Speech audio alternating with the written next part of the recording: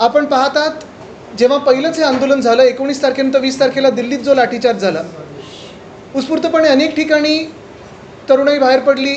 अनेक जेनझी असतील, जेन अल्फा असतील, मग मिलेनियल्स असतील, हे सगळे बाहेर पडले रस्त्यावर आणि आपल्या आपल्या प्रकारे जी आंदोलनं झाली. मला वाटतं 22-23 तारखेच्या आंदोलनामध्ये अनेक लोकांवर FIR झालेले आहेत, काही लोकांना नोटिसा गेलेल्या आहेत, काही लोकांना डिटेन्शनमध्ये ठेवलं होतं, काही मायनर्स पण होते त्याच्यात. 15-16 वर्षाचे विद्यार्थी होते. चेंबूर असेल, RCF असेल, बोईवाडा असेल, वरळी असेल, अनेक ठिकाणी आम्ही जाऊन सोडवलं त्या सगळ्या विद्यार्थ्यांना. तरी देखील नोटिसेस, केसेस ह्या पडत होत्या. आम्ही त्याचवेळी जाहीर केलं होतं की शिवसेना ubt.legal@gmail.com वर आम्हाला ईमेल करा आणि तुमच्यासाठी आम्ही सगळ्या ह्या केसेस विनामूल्य लढू. भाजप आपलं वचन पाळणार की नाही हे आम्हाला माहिती नाही.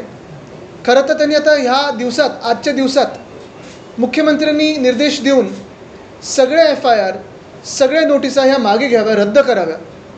ही तर ठाम मागणी आमची आहेच. पण ह्याच्याही पलीकडे जाऊन सांगतो की जर ह्या मागे घेतल्या नाहीत तर आंदोलन करायचं की काय करायचं ही एक गोष्ट झालीच. पण दुसरी गोष्ट म्हणजे आमचा हा ईमेल ID शिवसेना ubt.legal@gmail.com ह्याच्यावर आपल्या नोटिसेस पाठवा, आपापले जे काही FIR झालेत त्या पाठवा. संपूर्ण महाराष्ट्रात जिथे जिथे ह्या FIR झाल्या असतील ह्या आंदोलनाबद्दल, तर आम्ही आमचं वचन पाळणार आहोत. जे दिलेला शब्द आहे तो पाळणार आहोत आणि विनामूल्य तुमच्यासाठी ह्या केसेस लढू.